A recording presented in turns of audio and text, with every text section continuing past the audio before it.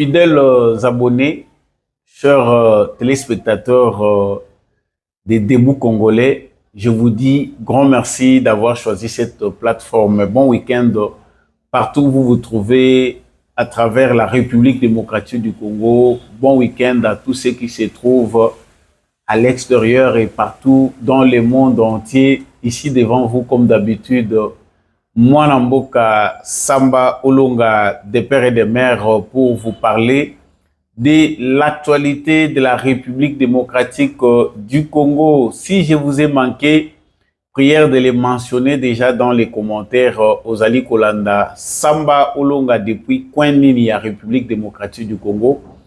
Ozo Landa Samba Olonga depuis Kwenini à travers les mondes. Très heureux de vous savoir nombreux. Manifestez-vous. Abonnez-vous si vous n'êtes pas encore abonné à cette chaîne. Surtout, n'oubliez pas de faire des likes, liker, partager. Dites-nous ce que vous en pensez dans les commentaires. L'actualité en République démocratique du Congo est très dominée par ce qui était la visite de l'émir du Qatar en République démocratique du Congo. Qu'est-ce que cette visite a représenté? En tout cas, c'est l'événement qui a marqué cette semaine qui se termine. Donc, le Belango, dans le cadre de l'émission, la différence, qu'est-ce que Tshisekedi a gagné en obtenant la visite, il y a Émir, il y a Qatar. Quelle différence avec le Rwanda? Qu'est-ce que ça donne cette visite? Est-ce que ça a été une réussite? Devons-nous mettre ça dans l'actif? Est-ce que Émir et Qatar, Aza sincère, voyage dans la République démocratique du Congo pour la première fois? Ezali ko la Kisapenza Nini? Est-ce que la RDC gagne ou perd? En tout cas, Nazali na Moutoué ya Kozonge la Penda Basango parce qu'il y a beaucoup de révélations à faire et des analyses à faire là-dessus. C'est l'actualité qui a marqué cette semaine. Nous en parlons tout à l'heure dans les cadres de cette émission. Vraiment, nous parlerons beaucoup sur l'issue très attendue de cette médiation aussi qatari na affaire Oyo Eza Kotala pour parler ou discussion ezali entre délégués à gouvernement et à République démocratique du Congo na délégués il y a terroristes il y a mouvement M23 AFC. Ça aussi, nous en parlons dans cette émission. Dans cette émission, je vais faire mention de cette affaire de Roger Lumbala qui supplie Jean-Pierre Bemba, aujourd'hui ministre des Transports, Azali Asenginaye, qui a déposé témoignage par visioconférence afin de les disculper des accusations portées contre lui, notamment dans le cadre de l'opération militaire conjointe. Wana ezali plainte ya ndeko Roger Lumbala Oyo azali kosenga grâce et pas ya président ya MLC Jean-Pierre Bemba Gombo. Quelle issue pour Roger Lumbala? Tokolobelango na cadre émission na biso ya mokolo lelo bandeko bolingaka banaliza Samba Olonga. Je ne suis pas perdu, je suis toujours avec vous. Les aléas de la vie font que des fois nous pouvons vaquer à certaines occupations et puis revenir. Merci à tous ceux qui nous soutiennent de loin ou de près. Merci na bandeko nyonso yo bozali ko réclamer actualité politique ya mwana mboka Samba Olonga. En tout cas, Samba Olonga banalise na auto apprécier kango mingi obungi bo ndenge nini. Je suis là, mais le temps vraiment donc avec toute la jeunesse qu'on a, Makamoupe à Viezos et la Bisso, nous avons des missions à accomplir, que ce soit dans nos familles, que ce soit pour les pays. Donc, tout ça ensemble, vous voulez soutenir cette émission, en bas de votre écran, il y a un numéro. Vous pouvez appeler ce numéro pour les faire. Faites les maximum de likes, faites les maximum de j'aime. En tout cas, dites depuis wapi ozolanda mwana mboka Samba Olonga osepeli na présence na ngai, osepeli na retour na ngai, ozali na mankaki yo depuis wapi. ta yango na commentaire nalobaka toujours natina que justice yanzambe moto moko te a échappaka na contrôle nango. Nous sommes tous redevables pour nos actes. Ba acte yo zali ko opposé yango na mpwasa osala yango na nkukuto pe osala yango na mpwasa yeba yango que tôt ou tard tu finiras par payer les prix. Yo zo kanisa koza yanke yeba que au-dessus de toi plus fort existe. Ce qui pose au kanisa koza plus malin parce que tu le fais biso toza ko yeba ngote yeba yango que quelque part il y a des yeux qui sont fixés sur toi. Un jour ou un autre, tu finiras par les payer. Si ce n'est pas sur cette terre, même dans l'au-delà, tu payeras des prix de tes actes. Bienvenue sur Debout Congolais. Faites le maximum de partage. Donnez la force à cette chaîne. Bope sanga makasi penda pour na vibrer bien. Boyo kabasango ndenge zali koleka. Alors, actualité na biso ya yambo ndenge na utaye koloba wa ezali centré na makambo ya Mobembo, ya émir, ya Qatar. En tout cas, la visite de l'émir du Qatar, c'est une visite historique. Ndengeka tolobaka historique parce que c'est pour la première fois qu'il foule ses pieds sur les sols congolais. Ezali événement moko munene. Mais la polémique que ça mène vu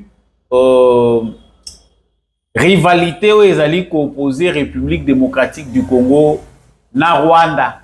Ezali ko pousser biso to analyser malamu koyana ye, est-ce qu'il est sincère? Est-ce que c'est nous qui gagnons ou nous avons perdu? Est-ce que sa venue en République démocratique du Congo aura suffisamment un impact sur les problèmes de paix entre le Rwanda et la République démocratique du Congo? Ça, c'est ce que l'observateur Oyo Bazali, lucide, Bazana a besoin de comprendre. Baye ba vraiment koyana ye, est-ce qu'il y a kaka po se Félix Tshisekedi, ayene kaka po na consolider ben intérêt na ye ou ayaki vraiment na makambo solo. Bon, avant to bandana no masolo to yebi ke Émir ya Qatar alalaki na Rwanda le vendredi avant chama kolonaye na Congo le samedi. Oyebi kaka na Rwanda na système ya Kagame bangombe ezalaki offert kuna. Donc inutile de vous rappeler tout ça, mais nous savons que Moutouna Moutalinga a impressionné, invité des marques. Pour ceux qui ne le savent pas, Émir ya Qatar, na Kagame, ils se connaissent depuis longtemps. C'est avant Tshisekedi a accédé au pouvoir et ils étaient déjà ensemble. Donc il y a une amitié qui lie l'émir du Qatar à Paul Kagame. C'est son ami, c'est son homologue président, je ne sais pas quoi dire. Et puis, il y a des gros intérêts qataris au Rwanda. La plupart des investissements étrangers qui sont au Rwanda, les alliés qataris. C'est-à-dire, les qataris, bazali, Kochambo, Onabango, Ebele. Aéroport, il y a Kiteli, hôtel peut-être place à Lali, Société Rwanda Airways, et publicité, Bele, Bozako, Mona, Bazako, Sale, la Rwanda et autres, investissement, il y a Qatar et Bele. Donc, il y a les bosseurs, vous voyez, bezali que Mobembo, côté Kagama Outi, na Émir ya Qatar, et ça, ça l'est déjà, Mikole Bele Moulaï, na koto toza kokoma na Tshisekedi. Alors likambo bangombe oyo sekisaki batu affaire ya bangombe et pousser batu belé ba commander balobi Tshisekedi yope lokolo zo ya Émir ya Qatar loke loko ya bien ko ya baye kuna ba offrir ye bangombe. Mais il faut poser la question à celui qui offre des vaches. Est-ce que c'était la première fois d'accueillir cet émir? Est-ce que Émir ya Qatar ezambala liboso ya na Rwanda? Ce qui est important, en 2019, tango ayaka kuna na Rwanda, pour l'année au Pesaka Bangombete. Vous allez comprendre que pour ceux qui veulent pousser leur intelligence plus loin ou leur compréhension, Kagame est frustré, sachant que Émir ya Qatar azali na agenda ya Kolongwa, Rwanda pour la Kendekosu qui s'en a République démocratique du Congo, il doit aussi impressionner. Non, biso, na culture na biso, to Pesaka Bangombe, na invité des marques pour na marquer. amitié na biso, ko consolider ba relation na biso. Bon, voilà culture na bango ndenge balobi. Donc ye asepeli na ye apesa bangombe. Bangombe soki kokende na avion, soki kokende na nzela makolo, biso pe toyebi te. Mira Qatar, soki akobokola yango kaka na ferme ya Kagame, toyebi te. Donc, une affaire d'une amitié. L'émir du Qatar a toutes les raisons d'aller au Rwanda. Les relations à Kalaba, intérêt bon la bango ezakuna. Même yo mutozo landanga, mutu moko te akoki kolinga ko perdre mbongo na yebele. Ils ont mis beaucoup d'argent, ceux qui ont 1 milliard na bango, ceux qui ont 2 milliards, ben investissa kuna na Rwanda. C'est important que balandela l'art na bango ndenge ya balobaka likonda. Mbongo na bango, il faut vraiment ebungate. Kagame peut disparaître, mais les intérêts qataris doivent être préservés. Ça, c'est le point le plus important. Donc, pour vous voyez, Mira Qatar a na Congo pour faire ya Congo, il y a des intérêts au Congo. Il faut aboyer Rwanda, à saboter Rwanda. Wana politique à Banamike. Le monde aujourd'hui est extrêmement capitaliste que Moutaroyo Gelayo Mawa Azate. Bato bazana animé na humanisme. Respect à droit de l'homme, respect de l'autre. Baza mouké ke bato yo bazali rongé par la pas du gain. Donc, affaire ya politique sur le plan mondial, déjà le droit international a été piétiné au profit des intérêts yaba individus. Parce que plusieurs États sont en otage, pris en otage par qui? Des groupes d'individus. Oyo, baza ko sala makambo na ndenge na bango. Donc, ce qui était la visite de l'émir du Qatar au Rwanda, ezali amitié moko oyo, ezali bien que ezali amitié moko oyo lelo monde entier, parce que l'hypocrisie occidentale, une hypocrisie à laquelle le Qatar a fait aussi allégeance, pardon, et les complots internationaux auxquels le Qatar fait aussi partie persistent. Batoyo balingi ke Congo ezala non état pour que ba profita kana désordre baza ebele na mukili. Malgré Tshisekedi aza ko bunda bitumba pour que on reconnaisse, qu'on respecte le Congo comme un état souverain, ce balingi ko respecter biso faut baya par la grande porte. Ceux qui bazan a besoin de minerai, bazan a besoin de quelque chose, c'est aux Congolais, c'est à la République démocratique du Congo qu'il faut s'adresser. Pour que on est capable de voisins faire massacrer des gens. Donc, donc, il y a une démarche derrière la diplomatie de Tshisekedi. Alors, le maire du Qatar a quitté là-bas, natif naye, Bangombe, Masolo ya Kitoko, Rire, Mutubosi Bomesana. Vous savez que Mutunyonso alingaka déjà et logo ici sali habitude. Mutunyonso alingaka azala. Na muto yo basi ba yebani ozana muto aliboma moko yebi, tout le monde a peur du changement. Donc l'émir du Qatar qui a quitté le Rwanda après de bons moments, accueilli na ba prairie kuna na ba pâturage ya Bangombe ya Kagame na ferme na ye, on l'a fait visiter les endroits qu'il connaissait déjà et qu'il ne connaissait pas, et puis pas aye sikoyo Kotoyo. Kotoyo, c'est un endroit où normalement ils doivent être tristes. Et ceux qui bazali, bayebi ba réalité, il y a bozu oyo bango bazako zwa na Congo via le Rwanda. Normalement, les présidents occidentaux des pays occidentaux ou des pays alliés à l'Occident qui viennent en République démocratique du Congo ont aussi les sangs des Congolais dans leurs mains. Donc, on ne peut pas s'empêcher de décrire que sous cet angle-là, bazali na sentiment ya culpabilité. Alors, boya inaya wezalaki ndenge nini ba mususu ba betaki déjà c'était balobi Tshisekedi yo pe bongisa ata diamant, Tshisekedi yo pe bongisa chabar très haut de konanga. Faut pe baye ba biso ndenge tozali.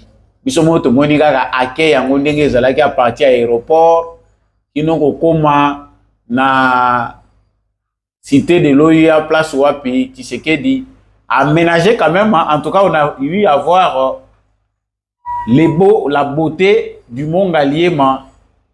En tout cas, ici où est résidence, il y a président Félix Tshisekedi Ezali, si on peut mettre les moyens pour construire quelque chose de plus grand à la taille du Congo, na Esikawana, c'est vraiment touristique, c'est vraiment extraordinaire. Et la vue, la beauté du fleuve Congo, Kitoko. Il y a eu aussi de belles photos. Pour ceux qui ont admiré les photos du Rwanda et les vaches, je pense que la vue, les soleils, la pelouse, les arbres, la vue sur le fleuve Congo a pu aussi compenser bateau et bazalaki frustré na komona que Emir ya Qatar azaki na ba photo na Kagame bazomona bangombe tout ça. Non, nous aussi, malgré que des ordres, malgré que tout ça en pleine reconstruction, nous sommes en pleine refondation, mais il y a du beau à présenter. Le pays est déjà beau, il suffit seulement de le rendre touristique. Alors le maire du Qatar est venu, côté accueil, Tshisekedi fait de son mieux pour mettre ses visiteurs à l'aise. Et coup de chapeau, le président Félix Tshisekedi, ça c'est à mettre dans son actif. Félicitations à lui parce que sa diplomatie attire. Batebele bazoki makongo ba mesana déjà na kopo ya mafia. Parce que Batebele va éviter les prix des voyages de Tshisekedi. Aller à l'encontre déjà ne veut pas dire ils ont signe à faiblesse, ne veut pas dire que Tshisekedi a l'inga pour voyager. Mais c'est quelque part une façon de faire montrer au monde autre chose à part au Bango Bayebi. Les mondes dans l'ensemble, bateau bazo bénéficier n'a pas bénéficié qui n'a sous-sol congolais va bénéficier de manière injuste, de manière malhonnête. Il faut piller via les voisins de la République démocratique du Congo. Tshisekedi est venu avec une nouvelle approche, il est venu avec une nouvelle vision. Il avait tout intérêt à aller vers les gens. Kolaksabango vision à Sika Congo. Kolaksabango Congo yo bango bayebi à travers kaka ba commissionnaire. Bayeli yo commission au banda ko exploiter or ya Congo via Rwanda, via Uganda, bo installer usine na bino moko na Rwanda et sili. Makambo Congo yo yebi angote. Tu connais les Congo que ce que toi tu connais là, c'est que Kagame vous avez présenté. Il y avait un sérieux travail à faire et ça, les Congolais comprenaient que Tshisekedi. Aujourd'hui, le Congo est devenu très fréquentable. Il y a des dirigeants du monde qui se succèdent. Bah État puissant, bazali ko se succéder, bazako ya. Ba musu balobi awa Tshisekedi nenga zoki ndebwe soko esenga pesa ba milliards un jour à risquer apesa ta une part ya munene ya mine pour que président américain ya wasiko so bazo ya bazo memanine. Vous ne savez pas ce que ça représente. Batouana bazali koya, c'est vraiment les gains, c'est le bénéfice d'abord de la diplomatie de Tshisekedi. Alors, pourquoi les Qatar en République démocratique du Congo, qui gagne d'abord, premièrement, l'émir du Qatar en venant en République démocratique du Congo? Et là, quand biso ba Congolais to link au accent parce que to miyebite, c'est que les Congo, c'est que nous représentons pour le monde. Et on a nazako beta cete nazako bela na lobi na cadre et approche oyo ya sika pour na kosunga ba Congolais na ba mentalité. Il faut créer des vitrines dans toutes les provinces, permettre aux Congolais, au bazo kufa ba yebi ate loko bazo kufela te, ba minéré wana bo exposer yango, botsa ba sali ya ba exposition, ba vitrine na ba province nyonso, ba étudiants, ba élèves, ba minéraux tozo ko lobela ke toza riche, il faut les la exposer pour que le jeune gens aille visiter, voir.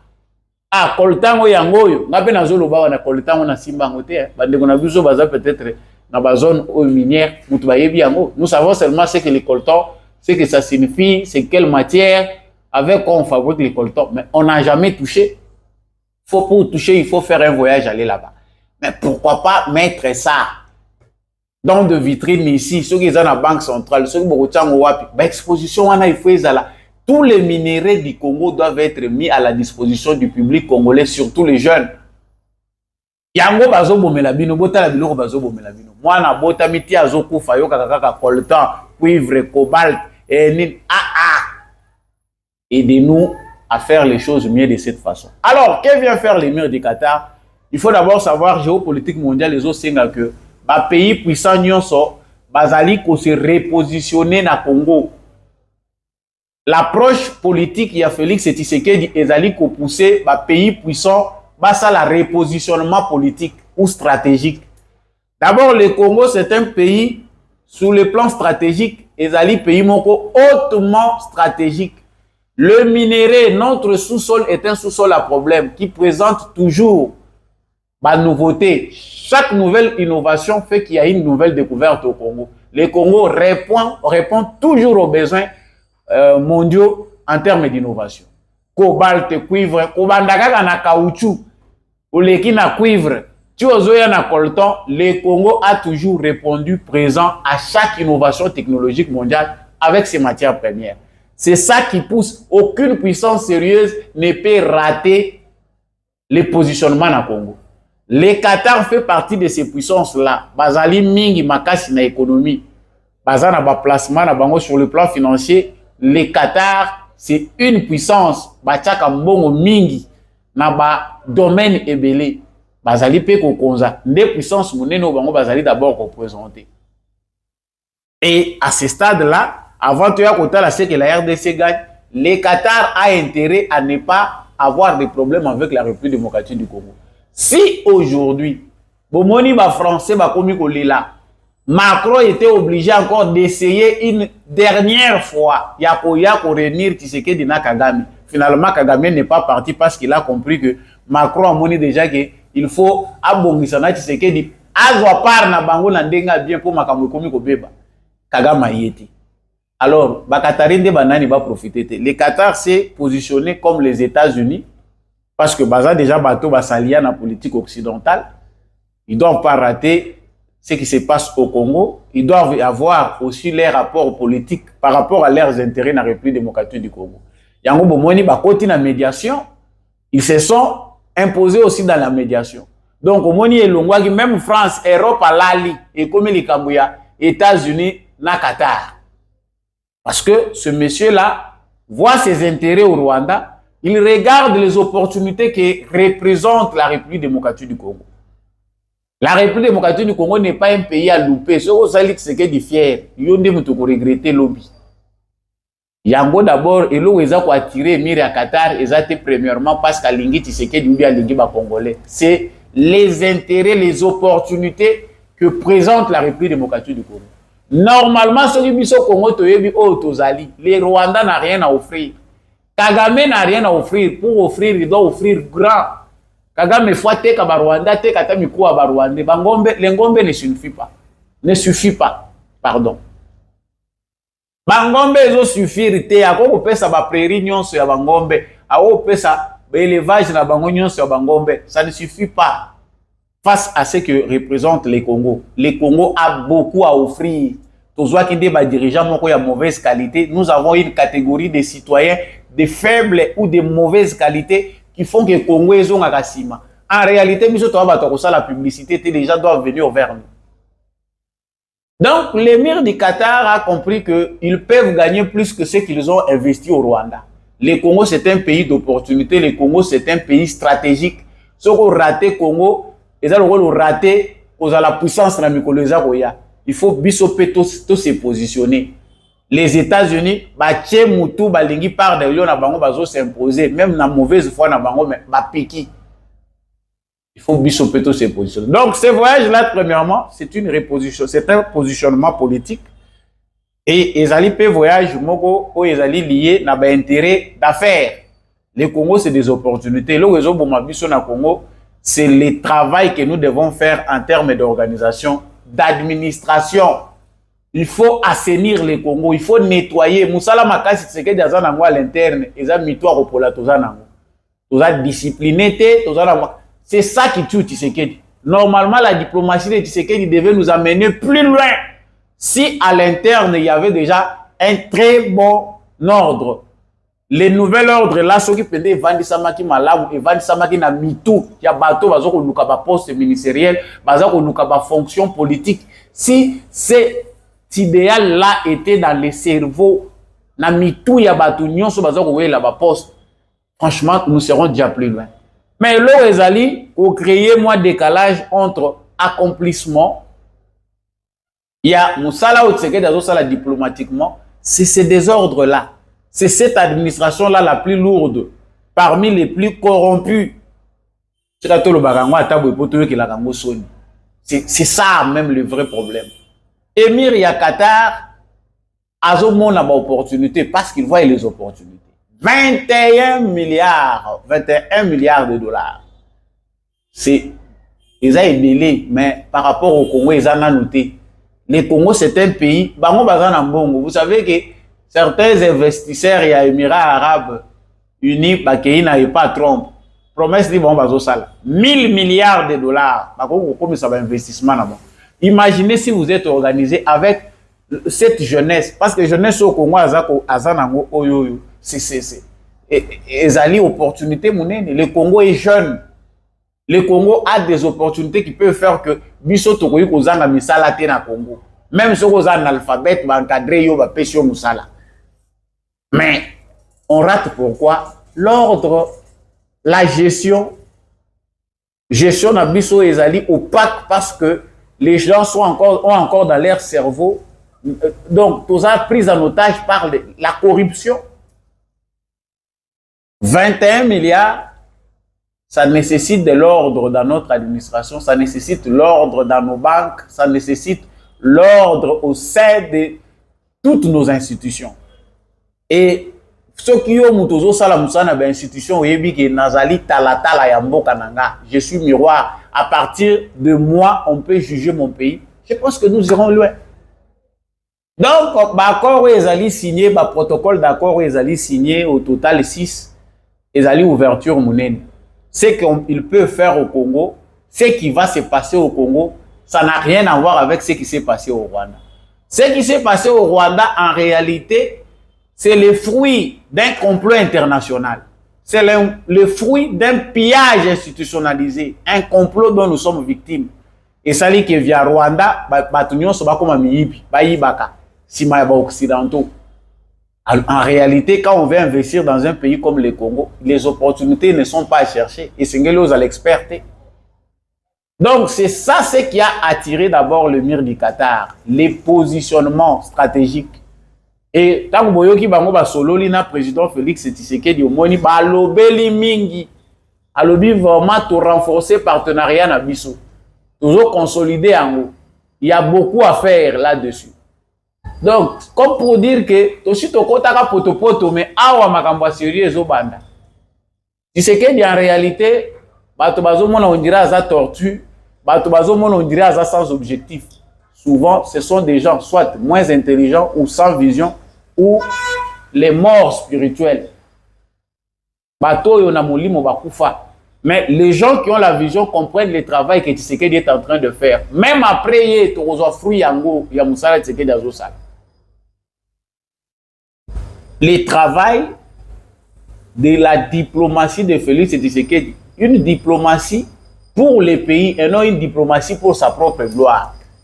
De Mobutu Nabakabila, c'était une diplomatie qu'on peut résumer au profit des individus, au profit d'un pouvoir quelconque. Mais la diplomatie, on a visiblement que dans les jours à venir, ils allaient profitables, ils allaient repositionner Congo dans le concert et la nation. Donc, l'émir du Qatar a visité le musée où Bapé Sabiso paye à cadeau. Président, toi, on a devoir mon aîné, on a musée, le Congo a beaucoup à présenter aussi, na kati ya musée na biso. On a cadeau, il y a des Coréens, on a des la biso, nous avons le devoir de construire notre propre musée. Tala ndenge to komi ko luka place ya komema bapaya.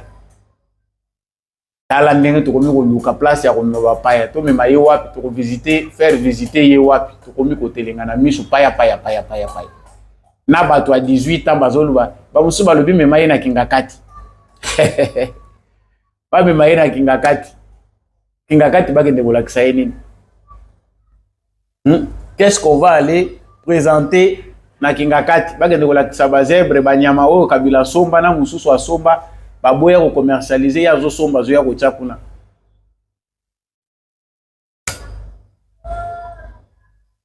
Tapis roulant bakomi ko ya ko chango président émir ya Qatar azokita. Koto bazo tindika tapis roulant bazo bakisa on dirait bakalikela kina noté cafouillage cacophonie. Monsieur le président, biso contribution à biso bateau tozolo ba mingi dans les réseaux sociaux à travers les médias, ce que ce peuple ici toza descendance ya bana ya ba colonisé ba esclaves, bateau, basali bango traite des noirs. C'est-à-dire, dans nos mentalités, nous avons hérité quelque part quelque chose qui fait mal. Ce que tu commandes qu'obéir mingi na foué que na volonté yo moko ndimi changer. Soko landi mingi génération ya bateau bazo kende na kolongo ya kusila na Congo, eza génération ezo tenga misabilenge ya lelo. Tetite ces mingi tel que pour kaka yoka pour qu'il y ait discipline, il faut kaka fimbo ezana. C'est ce qu'on comprend chez nous. Ce qu'on tambola na babis, on comprendre surtout bakinois. Ah, mboko poison a bien faut qu'à fimbu. Tu sais que diazana est bien, mais fimbu so que zate eza problème. Mboko faut bazong saka fimbu pour être batéam. Comprenez ce que les gens eux-mêmes veulent. Donc batu bazo sala makamulanko, ba yebi bango moko que so ba simbeli bango fimbu te moyen ba sala makabu correctement ezate. Voilà de quoi il s'agit. Donc, nous devons imposer la discipline. Quand on parle changeons la constitution, faisons ceci. Tant haut, parce que obligatoirement, il aura ce temps. Face à lui, il n'a pas une opposition sérieuse. Il a un petit groupe de saboteurs publics. Oh, baza ko prétendre être des Congolais, mais des Congolais de mauvaise qualité. Bango bazo lukanini. Bazo lukana bango kaka affaire eza ya bango. Bacha makelele pour que ba se positionner politiquement bazo ba poste pe ou ko permettre bango ba mimo na batu. Mais bazana bango na force te patriotique, bazana bango na sens mon côté républicain, ya kosala une opposition au profit de la nation. Voilà pourquoi Tshisekedi ira jusqu'en 2030 quelque. Donc le bango te pona ko provoquer batu, mais c'est ça ce qu'on est en train de voir. L'avenir du président ou de l'émir du Qatar révèle beaucoup de choses. En tout cas, pour nous qui voyons plus loin, nous savons que le Congo sera encore plus visité. Petit à petit, l'oiseau fait son nid. Petit à petit, les dirigeants du monde comprennent la démarche, la bonne marche à suivre. Il faut respecter le Congo et les Congolais. Ça fait honte. Désordre. Outre notre désordre interne, nous sommes victimes d'un complot international. Parce que ce qui s'est passé au Congo, l'Holocauste, il y a des Congolais où vivra. On parle d'une dizaine de millions de morts. Plus que ça. C'est tout un pays entier qu'on a décimé. Mais tant que forcé sourire, que tout va bien. Mais en réalité, c'est un drame historique au-delà des drames. On ne sait pas si le monde a déjà connu pire que ça. On ne sait pas. Donc, Émir Yakatar, Baiforo, Basali Nadoa, tout ce qu'ils font, ce qu'ils appellent résolution, on l'a remercié. On est dans une formule protocolaire. Le président Félix Tshisekedi ne peut que remercier son homologue du Qatar pour les bons offices au Yazak offrir dans le cadre de la médiation dans Makambu ya Doha. Mais c'est à contre-cœur. Le monde devait engueuler ce petit voyou qu'on appelle AFCM 23. Eux-mêmes savent que ce sont des petits bandits qui veulent nuire à l'État congolais. Mais quand on leur donne une certaine crédibilité, devons-nous remercier ces gens-là? Donc, Makambo Tshisekedi Alobi a remercié pour na Makambo Nyon Sazo Sala, pour na accord ils a signé, wana ils a ba formule protocolaire propre à la consommation diplomatique. Mais pour nous qui devons dire la vérité, nous savons que il n'y a rien à remercier là-bas. Le monde est en train de nous insulter chaque jour qui passe ici. Parce que la façon dont la plupart sont déjà habitués. Il y a des Congolais qui ont des problèmes. Nous devons continuer à avoir des problèmes pour qu'eux se sentent à l'aise avec nos richesses. Donc, côté peu mon panzi à Batu, il y a AFC Rwanda. Tout bien à Bango Bongo. AFCM 23 Rwanda. Donc, Bango pour Bango, bazomona que les combats continuent. Le fait que le mieux de Qatar est venu au Congo ne veut pas dire que Tshisekedi a gagné.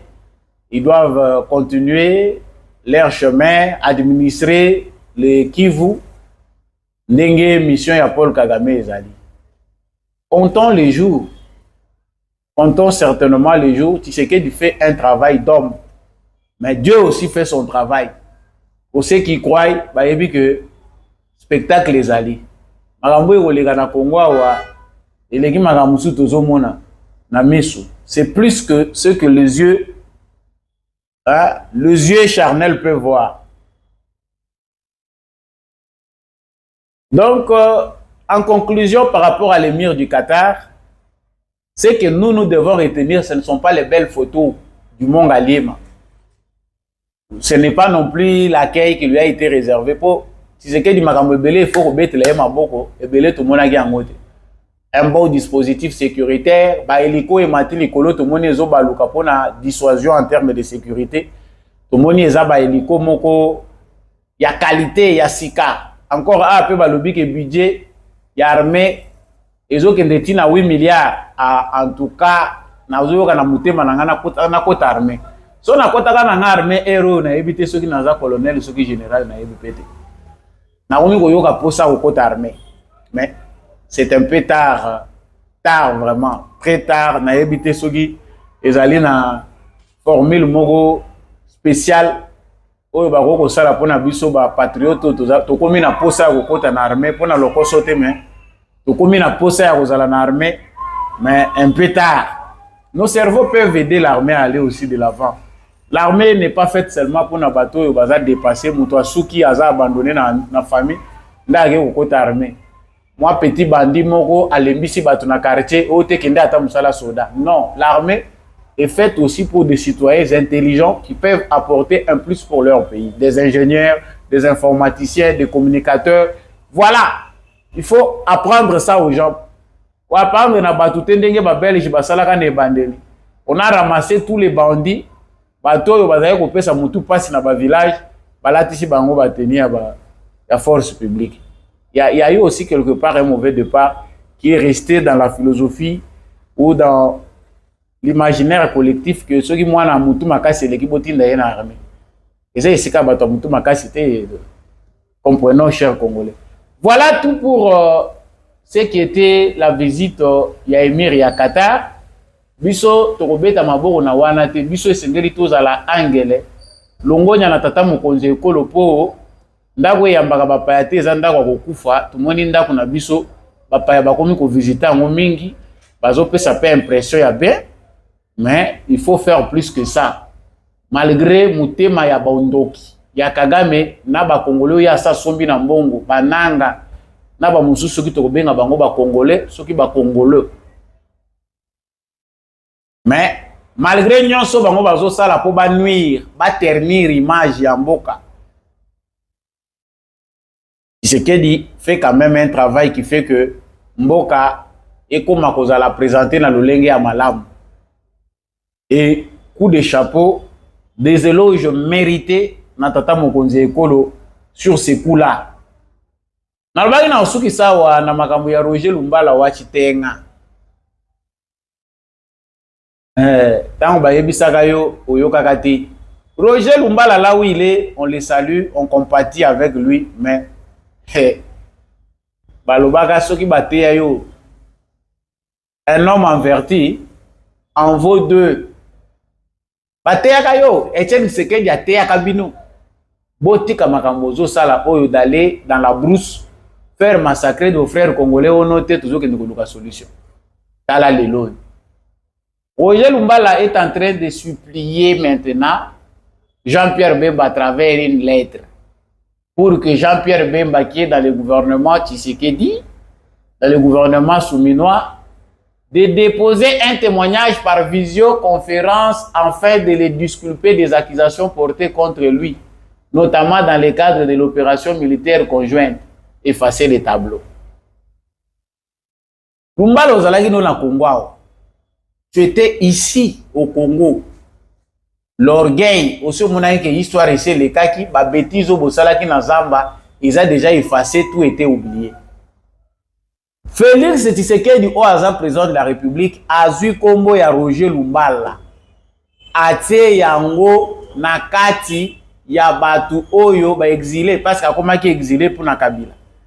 Mais Tshisekedi a vu kombo ya Roger Lumbala atie yango pour que azala ministère na dialogue je pense à Saint-Sylvestre. Lumbala revient au Congo, Tshisekedi Félix a comme ennemi na ye. Atangate, c'est qui ça? Lumbala na RTN, c'est raconter des bêtises. Na éviter ce qui a bandé ko lobango po Tshisekedi abengai. En fin de compte, yemo kwa moni que non, Tshisekedi se consolide. Bango ba mona ki Tshisekedi ba ki azoba. Ba ki que Félix Tshisekedi c'est quelqu'un qui sait bien faire profil bas. Il vient façon aye la rabatu ba mona kaite. Roger Lumbala a fini par rentrer, aller en France. Tant à comprendre réellement que c'est le président c'est Tshisekedi. La côté baké ko zoyer beko justice française et lobby voilà tozio na filé tikoyo komi ko lela ote bozongi sanga na Congo je ne peux pas il faut na samba wate na za citoyen congolais il faut ba sambi sanga na Congo na zonga na Congo donc et sambi selo bolingo sambi sanga weza yango te mon pays c'est le Congo il faut me transférer na kende ko samba na Congo oya ko samba po ba juge ya Congo ba limbisa yo samba na France. Jean-Pierre Bemba Lo, vous pouvez résoudre le problème de Roger Lumbala ou vous n'allez pas résoudre. Quand vieux wana pe mikolo depuis azana gouvernement, silence des morts, aligné n'écoute interview pamba. Et chacun paye les prix. Jean-Pierre Bemba a payé les prix 10 ans. Et ça va être Bemba Oumeli na CPI. Bemba Oumeli, Jean-Pierre Bemba a Oumeli na CPI. Quelque part, le karma existe. Peu importe, bozoba oyo ba mindele baza ko sala pona ba intérêt na bango. Parce que les politiciens nègres bazo yo kisaka biso kaka soni. Mais au moins bande ko musu ba comprendre. Yo na no comprendre ki te tika pena no sala moi 2 ans 3 ans. Et côté yo comprendre ndenge karma existe. Ba benga ka o matoi oyo kakati. Regardez là où tu commis. Avocat, Bobengela nani, ou commis na passe ya kobenga non président de la République Félix Tshisekedi. Naza ko senga que bo senga demande ya dossier na ngaba extradango. Visio conférence ya Bemba ko sala ni. Na statut ya Rome ndenge ba memela makambo ya ba justice soki ba benga nini bino batu bozo maîtriser contexte ya droit. La France a le droit de juger mutu aza kuna bakoko sambisa ye ceux qui ont des crimes ou des crimes contre l'humanité. À quoi il peut ressembler en France? Bilo sakanaga. Émission comme na suka bandeko na ngai été ya nanga été ya na banani mususu. Mais écoutez abonga te parce qu'ils ne comprennent pas. Moni Mosenzi atika la Mosenzi, peu importe les diplômes, peu importe les bons français, peu importe pour battre belé ba résumé richesse. Tout peut réussir dans la vie. C'est avoir construit des grands hôtels, des grandes maisons, avoir massacré l'argent, les gens pour amasser beaucoup d'argent. Wana de Obengango réussite. Le karma existe, justice ensemble ezalaka. Émission et comme na suka au sepeli nango depuis wapi na République démocratique du Congo. Au sepeli nango wapi depuis le monde entier. Merci na bandeko nyonso boza en ligne. Bo laikaka, po partageaka ceux qui besoin apprécier l'analyse à mon mboka. Samba olonga nyonso ngana kolobate o etikali yo pe bakisa na commentaire. Likez, partagez, abonnez-vous si vous n'êtes pas encore abonné. Dites-nous des choses yo poko bakisa d'informations dans commentaire et ça la kanga bien. Merci à tous ceux qui nous ont suivis depuis Kindu, bandeko bolande biso depuis Bukavu, Goma. On est ensemble, le Congo reste debout. Le Congo gagne et le Congo continuera à gagner. Congo ezamboka libabete Congo ezana kati ya kotelema tokolonga les jeunes doivent s'impliquer. Merci à maman Lisette Mombendou, merci à l'homme de la vérité des urnes Jean-Louis Timbalanga, matondo na papa Maurice Kikangala, papa Michel Makasso. Je remercie beaucoup maman Bigaël Mouika de l'association Nous Peuple Congolais qui nous fait beaucoup de plaisir pour que émission Oyo et l'association du peuple congolais de Nazali Kolobela et Zali association ya munene pour la défense ya ba droit na biso pour toyer ba ko revendiquer ba droit na biso. Vous pouvez aussi adhérer à cette association en me contactant et surtout en suivant la chaîne YouTube de cette association Matondo na Mama Bilbilonda Papa Paulin Chika.